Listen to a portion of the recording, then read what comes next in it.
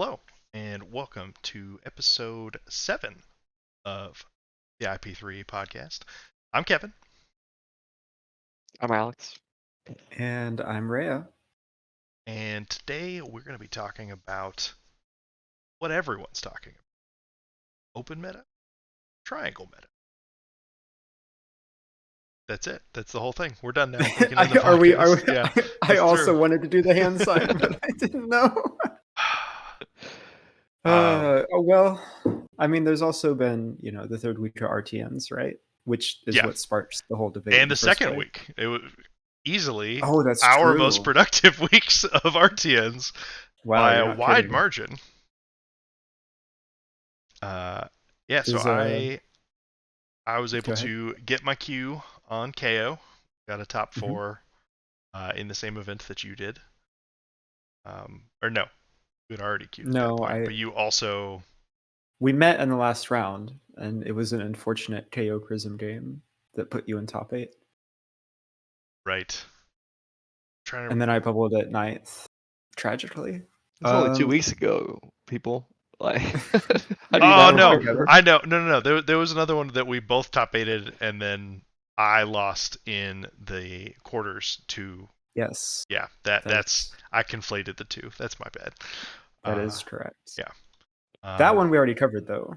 True. Very true. Episode. Yeah. But yeah, played KO. Nothing terribly spicy. Still Unga Boonga. Big numbers, go burr. Attack people many times for a lot. Deck's great. Everybody knows it. Ringing endorsement. Yeah. You just sound so in love with the hero. I really enjoy playing the deck. I wouldn't be playing the level 1 meta deck if I didn't enjoy playing it, because I couldn't get on the Lexi train even when it was well after it was glaringly obvious that it was the one deck to really play. You tried. Couldn't do it. I did. I put all the cards together in a pile, and I was like, I can't do this. I'll hate myself. I'm playing Vincent at US Nats. So. Yeah.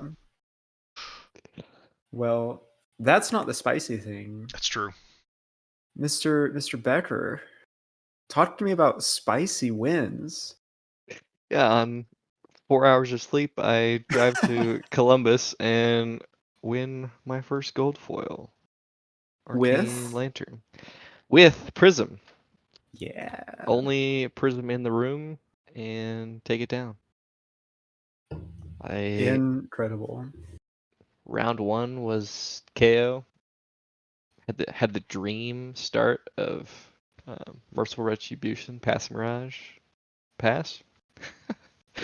So that's how that game went. That's just rude. That's how we win those games. Yeah.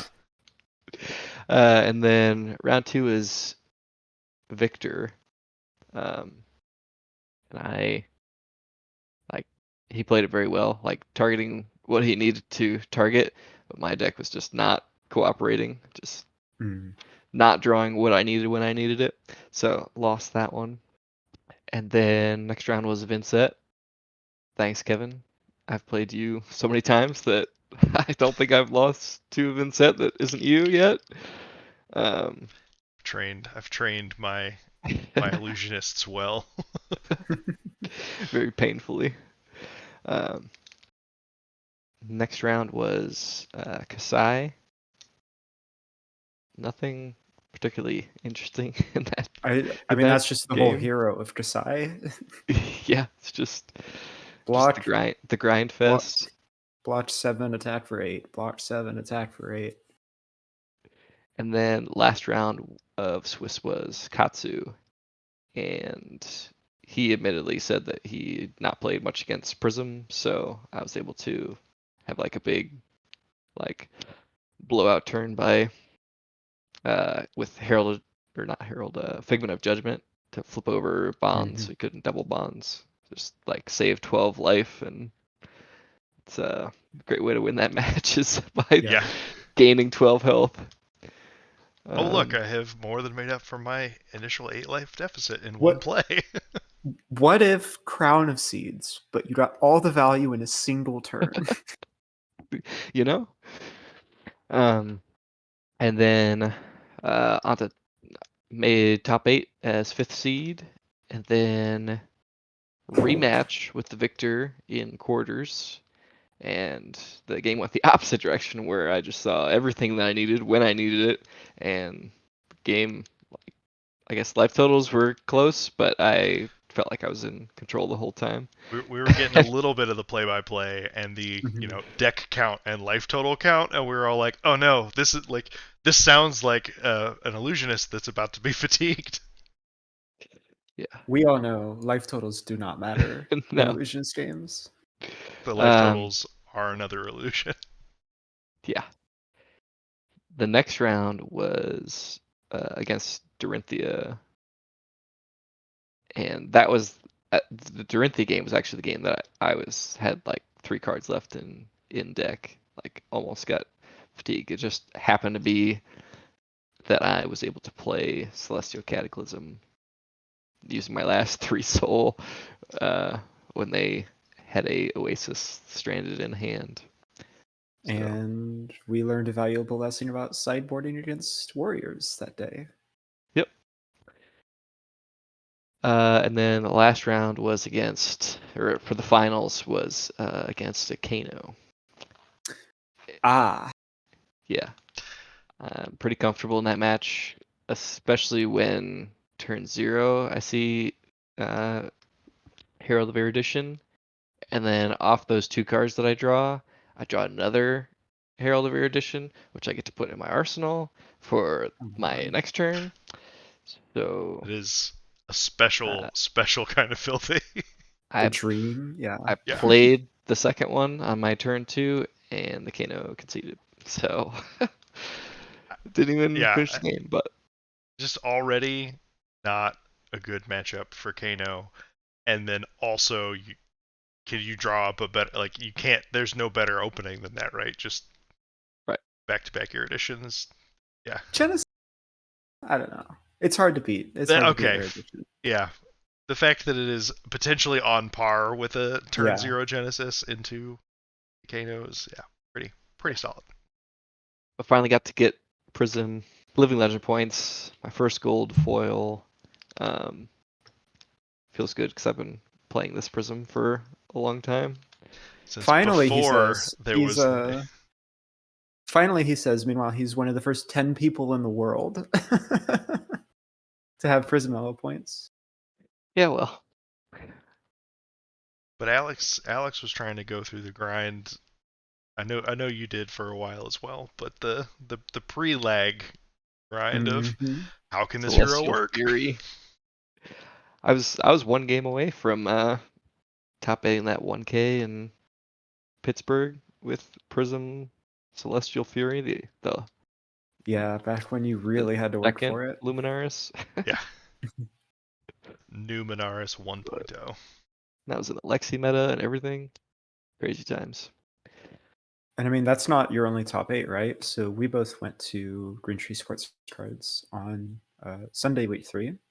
Both brought Prism. I think we were like 3 cards different. Can't quite agree on a unified list, but we're getting closer. We're getting closer, but we both ended X1. And I don't know about you. I lost the first round of top 8 to Olivia,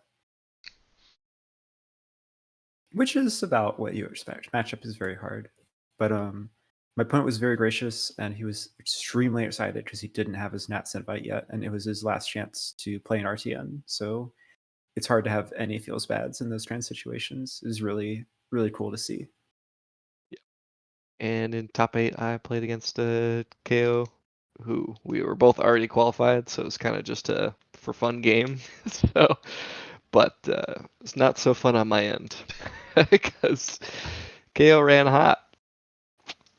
Not a whole lot to be done. Not much you can do.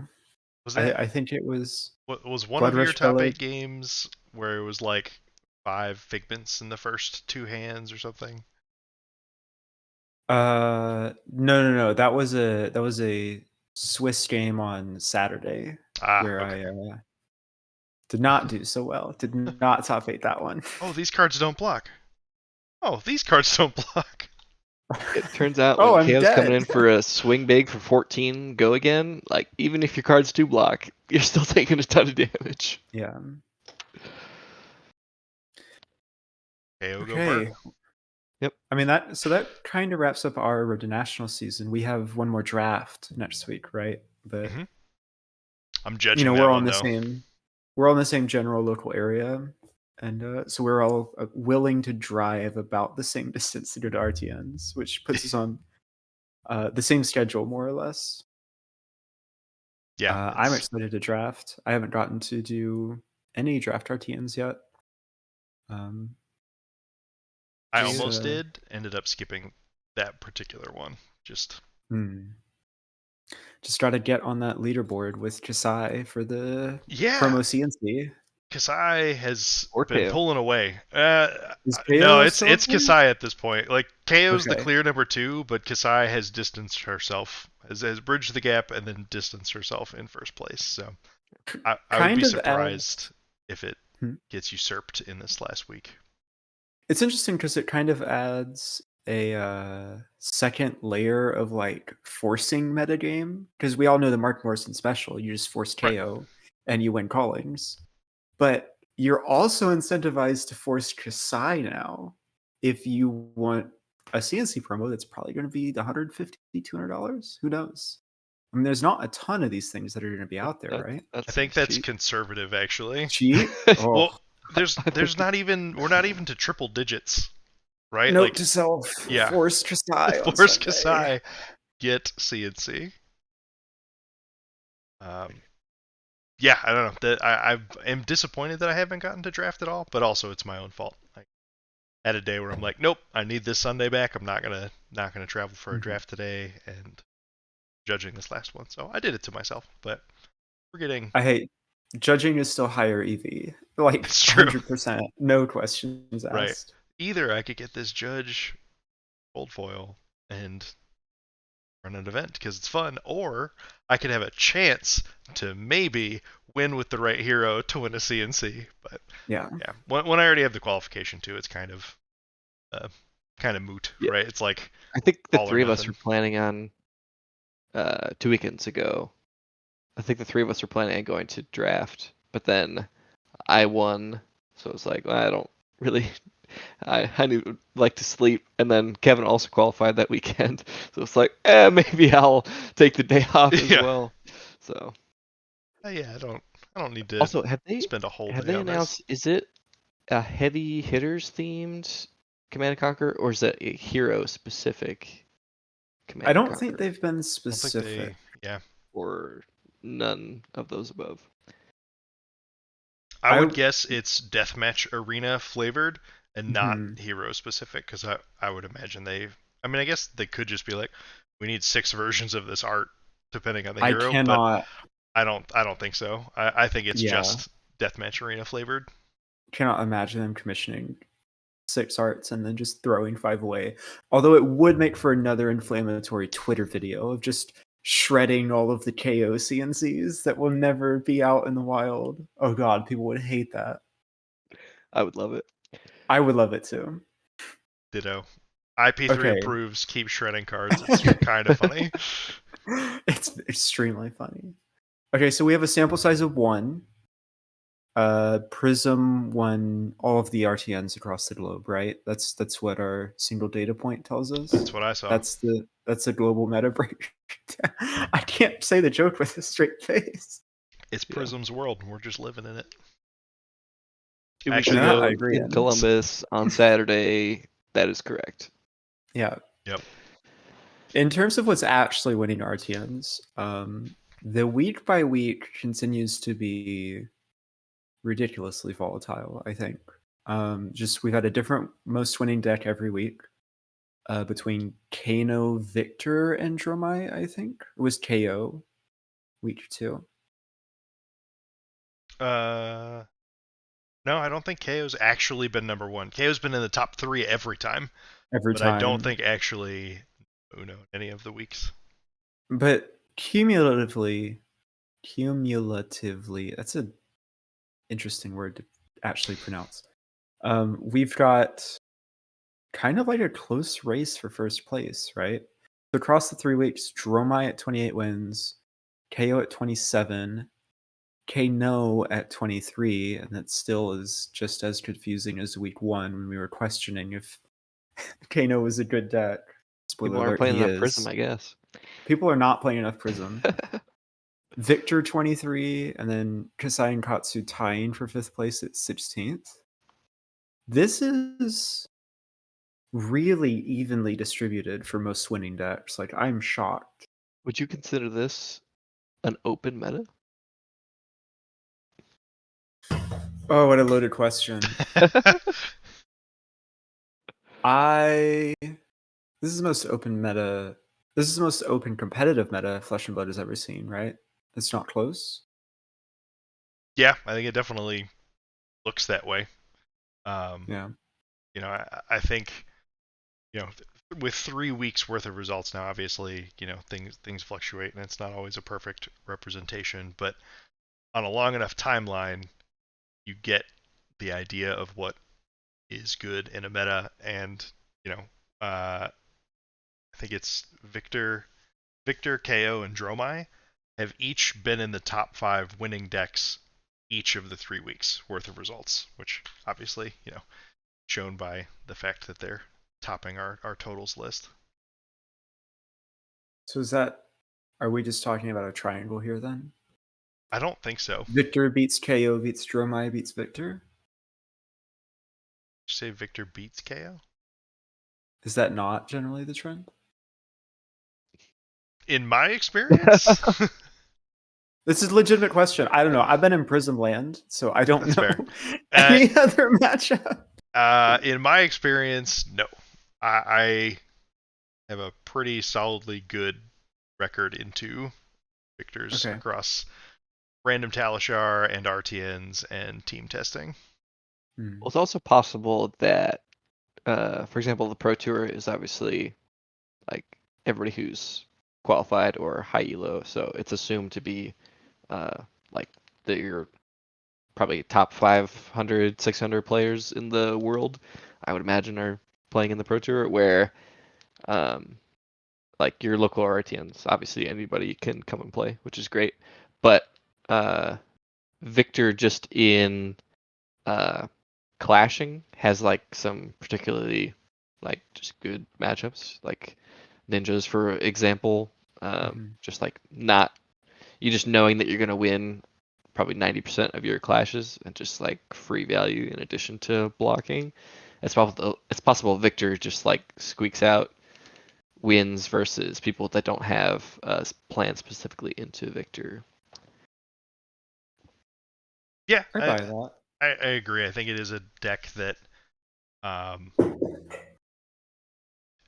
Stomper isn't quite the right word, but there were important and valuable lessons learned about threat density and making your good turns worth it when Oldham was around, and I think Victor can punish less experience, either certain decks altogether because they can't help but play into his game plan, but also can punish players who don't know, you know, oh well, if I'm playing KO into Victor, spoiler alert, I need to work extra hard to make, you know, Blood Rush Bellows turns align with agility tokens and bigger hands so that I can send closer to 30, not just 14.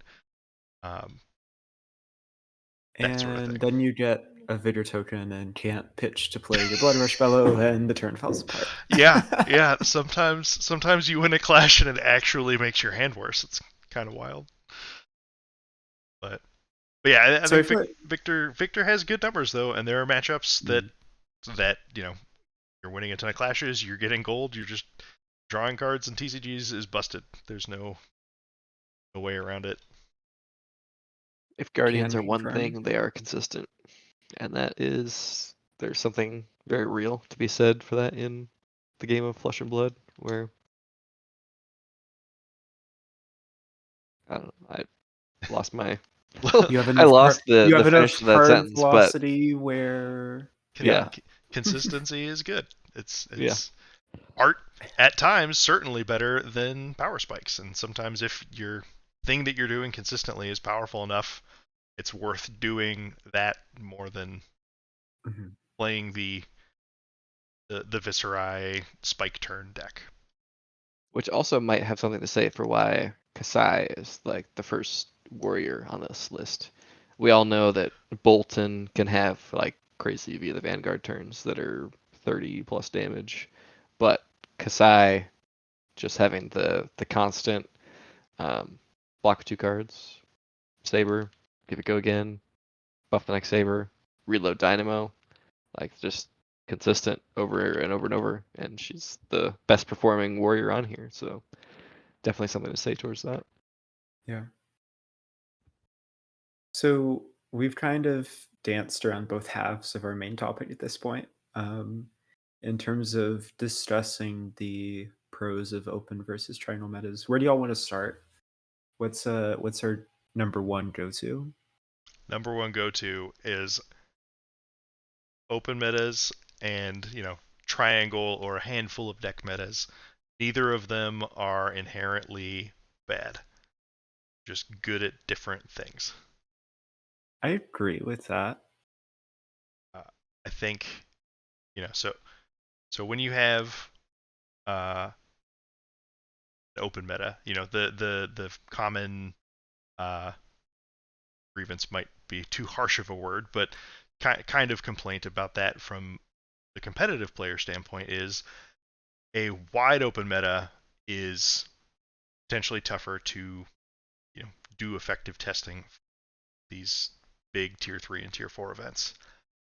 There's such a wider swath of things that you could potentially play against. It makes it a little tougher to tune deck building and sideboarding decisions because it's not, when it was Chain Prism Starvo, I went to that event and the whole sideboard is like, okay, well, this is the 60 for the mirror, this is the 60 for Starvo, this is the 60 for Prism, and you could fit that into 80 pretty easily.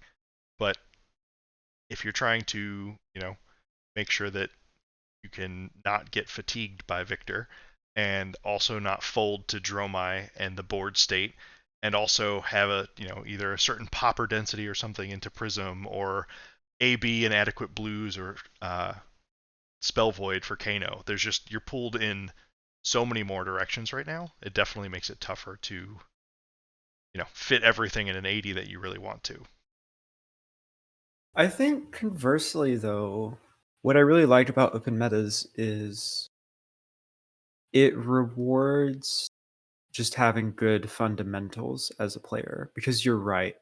No one is going to master all 25 potential matchups that they could pair into in a given round of an event.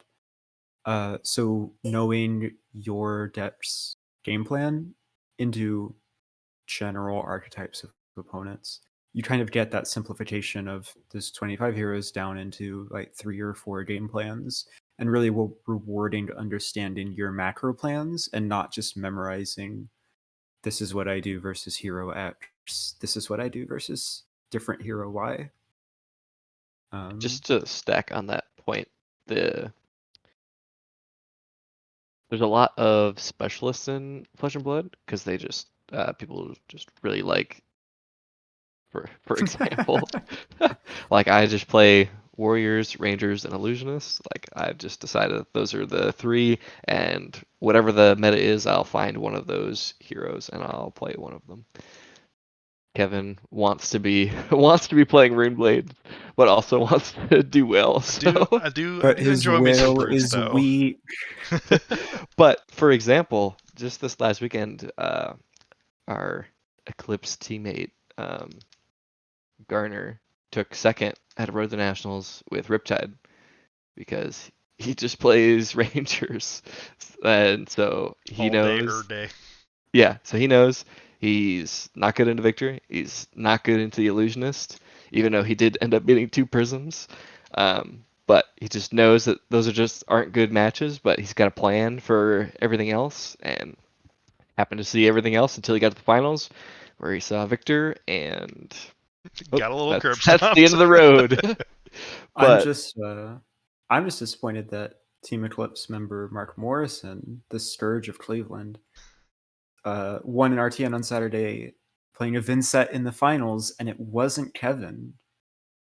It's true. Shame, Kevin. Down and out early in that one. I think it is. I have been playing infinitely more KO and a handful of other things compared to Vincent lately, because I didn't. Still, just felt like the amount of Guardian presence is just not in a great place, and I don't think that. I think Kasai is a particularly good or easy matchup for Vincent. Among the fact that at any given point the deck can just lose to itself too. So I think I told Purple Discord, I was like, yeah, I'll play Vincent at one of these, and then I went there. Round 1 got the mirror match, and my first wild, by the way. There were 4 Vincents in that 33 player event, which is insane.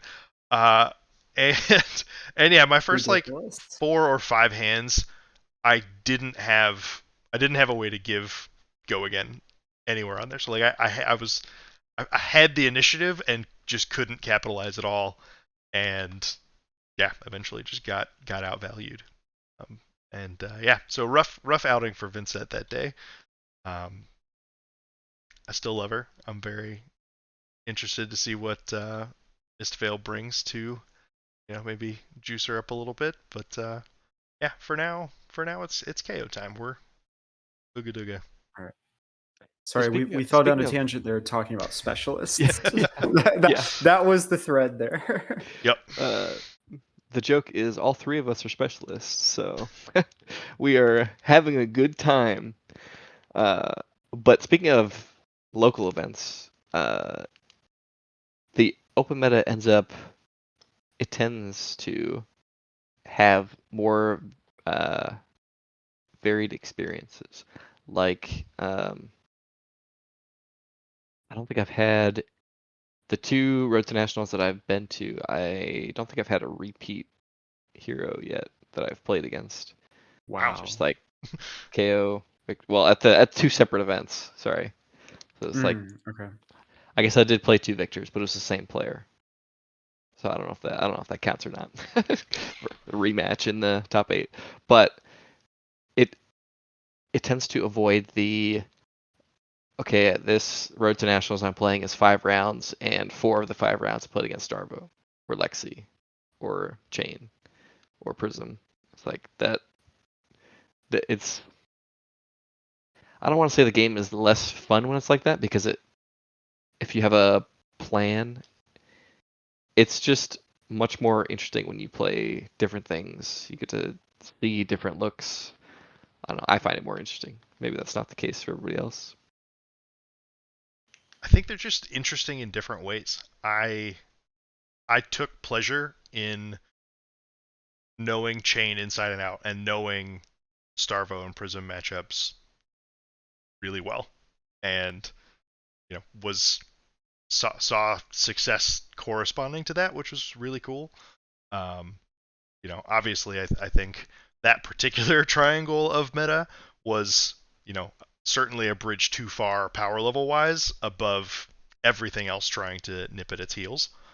So I think even when you talk about a triangle meta being good, Chain Prism Starvo was not the ideal meta triangle. That was a bit too strong, but there is skill expression and the ability to master matchups, or find small edges in their sideboard cards or specific plans, or even sideboard plans that just juke conventional wisdom of sideboarding strategies, right? Like, not that this was right, but just a arbitrary example. If instead of trying to fatigue Chains, a Prism just showed up and was like, Herald aggro, let's go. Like, it wasn't necessarily a great idea, but people side a certain way. Can confirm it was not a great idea. We tried that at PT1. That's how you go 2-5 and lose 200 elo in one event. Oof. Yeah, it was But the point stands. There are opportunities to, to do that skill yeah, expression. and I mean, I think we've seen good triangle metas in the past in Fab before. So like, you were talking about the extreme power level version, which was busted Runeblade chain, busted Guardian, Starvo, and busted Illusionist Prism. But 2 Living Legends later, and you have a fixed Guardian with Oldhim, a fixed Runeblade with Briar, and still Prism somehow. In what a lot of people describe as one of their favorite metas in the game, of that kind of like post errata, post heavily banned Oldhim triangle that went all the way through Leal, right? Leal, Liswin, Prism, LL'd, and the Calling. Yeah, that's right. And it was definitely that triangle was much closer to the rest of the pack. I think Stash had a really strong showing. I think there was Bolton that had a pretty solid showing there, and several Viserais. Obviously, Pablo ended up top 8ing on Viserai, and even I squeaked out a top 64 on Purple Man. The other great part about triangle metas, totally not biased here, you get to make the Ascent hand sign because it's a triangle. Huh? Stonks Sorry. For your real estate. So something else that doesn't super affect players a lot, but it does affect the look of the game and people's ability to get into it from out of nowhere. When you have a triangle meta, the casters. So for example, like this upcoming Pro Tour, if this was a triangle meta, it would be much easier for the casters to learn and study and talk to pros about these 3 decks that they're going to see a bunch of times on stream, and they're going to have to talk about for the whole weekend. It's a lot easier to just learn 3 decks and how they interact with each other, and maybe you get a random tangent flying in there, like a Kano at Pro Tour 1 or something like that you can quickly talk to somebody. Hey, what does Kano do? But with the not even that it's a bad thing, just casters may not know every single hero, every single matchup, the intricacies that each bring. Because I know I was on stream in the Columbus Brawl versus Yuki. It was a Bolton mirror, and I went and watched the game back just to check it out. And you could tell a couple times that the caster's like, well, we haven't seen a whole lot of Bolton, so we're not sure what's going on here, but the players are doing things. And that's not a problem. Happening. It's just a whole lot easier for them if they know that the heroes that they're going to see a bunch of. Mm-hmm. Yeah, that makes sense.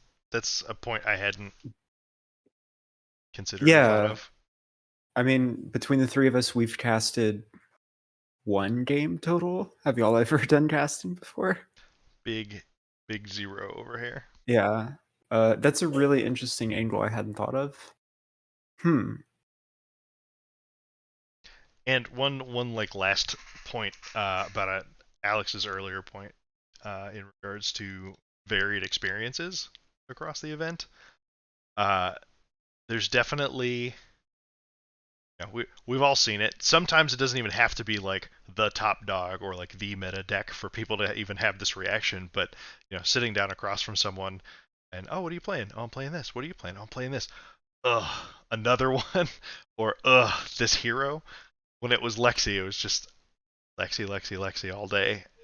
Starvo, like it's. I feel like most people have been there with that bit of frustration, and again, at top level events, get over it. You're there to play and beat and compete against the best decks, but from a more casual local scene experience, people are just coming every week and face rolling you with Starvo endlessly because you're maybe a more budget oriented player or something, and you're just like, I'm just trying to play Katsu, and I just keep getting face rolled by fusing every turn. It just gets old fast, and it's not,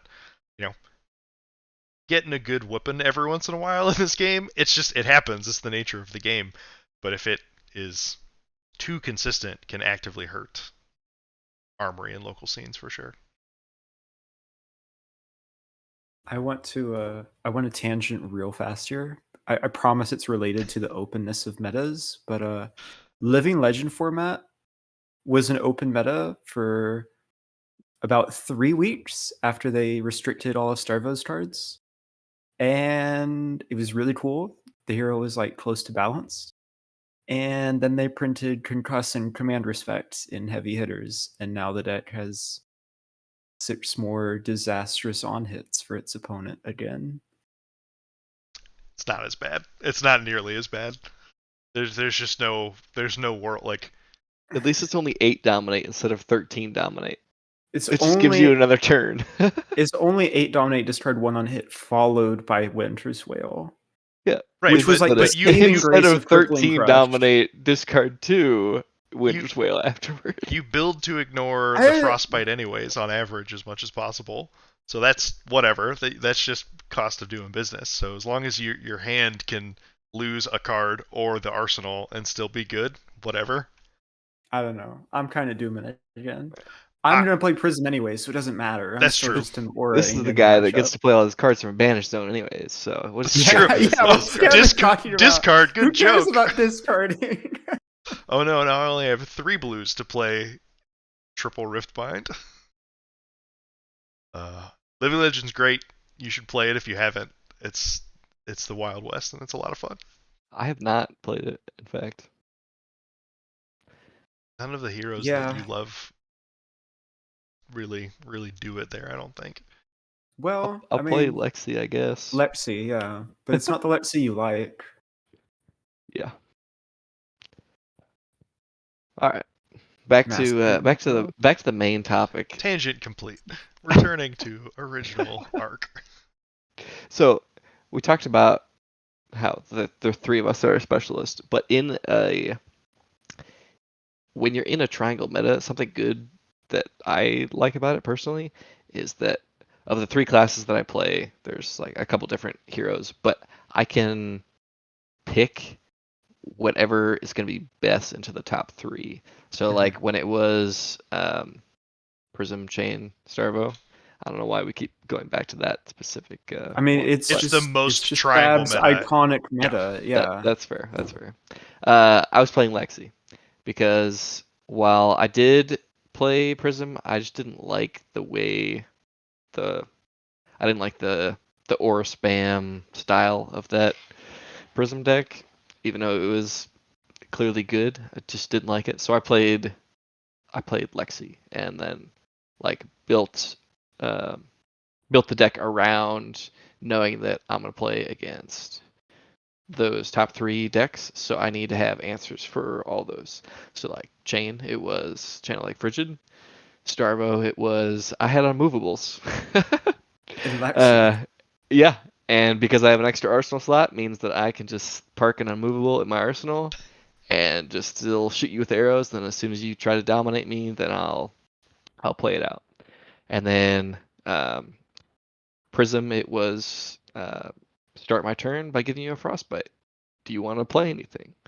Yes. Okay, you just dumped your hand. Here's a bunch of arrows. No. Okay, here's a bunch of arrows. Same branches, or same destination, different branches in the decision tree. Yeah. Yeah, that's a good point. I mean, I obviously thoroughly enjoy Prism, but I do have Dromai just sleeved up right here, ready to go. If the meta is ever that bad, it's an option. Yeah, I I don't wish think I many had people my know own that. Dromai right next to me. I feel a little left out. It's on the Come table on, back Kevin. there. You don't have the wall of deck boxes next to you just Look, you know filled what? with gauntlet Now, just decks? because we're talking about it, See, Jeremiah was very nice to me at US Nats last year, so she Yeah, I would feel just like remain sleeved up. that's something I still just never really talked about publicly. still But together from scrubbing PT. all right, everyone at the same time now. All right, with feeling. With Gusto. feeling. Yeah, there we go. But I spent a reasonable amount of time after Icelander LL'd trying Dromai. Kind of a stopgap measure because we knew lag existed and just it wasn't out yet. But I don't know. I definitely think there's something to like if you enjoy the class enough, you can justify like picking the hero that is best for the given meta. Yeah, Briar's my least favorite of the Rune Blades, but I've played her plenty Still a in Runeblade. many iterations because if Viserai couldn't cut it or Chain is gone or Vincent didn't exist yet, it's like, all right, well, this is what I've got, so let's try and make the best of it. Okay, so open meta, triangle meta. We can argue back and forth on these. We there is one thing we agree on. Tier 0 metas suck, right? Yeah, what like triangle or fully open like so I guess for triangle meta I'd say like a 2, 3, or 4 deck format, or even just like 2 or 3 deck format, or a format where everything is almost equally viable. Both are vastly better than a one deck format. And we've seen those before. I don't know. Have I'm we a seen those brewer, before? so I'm definitely out on a limb here, but I like the one deck format. Like when Starvo first came on the scene, that's when Dory Axis was born. That deck was just built to beat Starvo. Dory And then so I took it Axis. to Worlds and I was like, this is old him, not Starvo. This is so easy. You mean he can't just like pulverize with Go Again into Hammer? Yeah. What a chump! Yeah. But I feel like I'm the outlier there where I like to build decks and just like spear them at the top deck. Right, but so there's a world where that deck is consistently good enough to beat the other thing, and if you can beat the deck that is 30, 40, 50% of a given field consistently, like that has the potential to make it not a one deck format. Right. I think Lexi is the best example of Uzuri could get the better of Lexi, but it wasn't What? it wasn't unwinnable from Lexi's seat by any means. And Yeah, I mean, that was like a 55-45, and it was Lexi's worst matchup, yeah, being a 45%er. Yep. But yeah, so as long as it's not a hopelessly one deck format, one of my another minor tangent, one of my lone regrets from my history with Magic the Gathering is during Eldrazi Winter. So that basically they printed lands normally give you one resource in Magic. They printed a bunch of cards that suddenly had you had 8 lands that were all 2 resources, and it was busted in half. Yeah, I don't even play that game, and that sounds. It's as insane as it sounds. It was disgusting. It is actually that simple too. Like, yep, it's not dumbing it down. They just I'll play a 4 cost on turn 2. Cards and, that, yeah. Imagine if they printed a bunch of cards that pitched 4. It's that busted. Yeah, and I was Jund guy, so I tried to grind with people and slog through. But regular translate. Kevin was a mid-range value dash player. Sure. Go with it. Yeah. Okay. And I had a thought of a way to like compete with that deck because regular deck couldn't do it, and I never put together my MTG Axis Dory equivalent to like target it. But I had a cool idea for it that was Glissa the Traitor, like a first striking Death Toucher, And I'm gonna run out of fab comparisons real fast here, Kevin. yeah, no, that's fair. But so there's the big top end threat was Reality Smasher. It's like, oh, counter the first thing that you try and kill it with. But there's a uh, some capsule that's like a Doom Blade on an artifact, and the Yeah, Glissa could recur Executioner's that. capsule. That's the one. And so that was my like weird brew that could have hung with it, but I never just decided like to really sink my teeth in, because there's a world where, you know, if you find that thing that just carves up the tier 0 deck that's 60% of the field, that's a real good way to win a tournament. Which is exactly what we saw in original Starvo meta with 27 Spectre Prism. True. It was a surprise. Oh, I roll all these Starvos for about 2 weeks, and then they put Blink in their deck. and then they, well, it's not even that. Then they put Red Pommel in their deck, and things Ugh. got rough. Okay, so we've kind of argued the merits of both. I can't help but notice we have 3 people here. So if we vote, there can't be a tie. Should we do a little But I'm a Libra, hand so I symbol might just vote land in here? the middle and not take a Oh, side is the problem. boo. Wait, well, the problem is I'm gonna vote for the one deck format so that I can just target it. Everybody I picks a do- Three-way different tie option. with 2 options. I do have a question though. So comparing open metas to triangle metas, Mhm. which do you guys think is more skill expressive? Do you try to like solve the chain mirror? Are you like, I run this specific card because I know that it's really good in the chain mirror, and so therefore I'm gonna have an edge in that?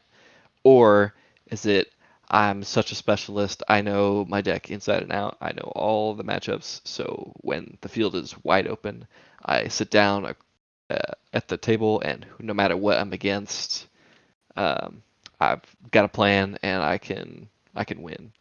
What do you guys think is more skillful? Or are they just different? Okay, so this Clearly is different, but purely my personal opinion. I think open metas tend to be more skillful. I think with a triangle meta where you have 3 relevant matchups to practice, things can kind of become rote memorization in terms of just, I have seen this turn cycle before, and I know what to do because I've played it before, which is not necessarily expressing your skill as a player so much as it is just how many reps you've put in. It's hard to disentangle those two, though, now that I say it out loud. I don't know. I think I stand by my answer, but I think it's reasonable, because I think that also translates a little bit to, you know, playing limited environments and being a really good limited player. You know, obviously you can draft a lot and you can get a lot of reps in a limited environment, but at the same time, you're never having the same deck twice. And even though there is obviously, you know, it's useful, we all do it, getting reps to get some amount of pattern recognition down, but, you know, being able to adjust to, oh well, you know, this Kasai deck doesn't have flat trackers, or like little things that you need to adjust because things are constantly different. I think there is skill expression there that I agree. So if it is like, okay, this is the correct 80 to play, it's been the correct Prism Chain Starvo 80 for months now, you could get to a point where, uh, you know, the average player's muscle memory is outweighing their ability to, I guess, to potentially navigate unknowns or different corner case scenarios. all right, turn the question back on you, Alex. What do you think? um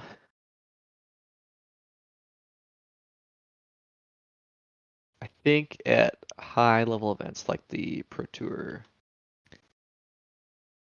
you will see the really good players finally get to play a deck that they like and enjoy, because there's not a like one of 3 correct choices.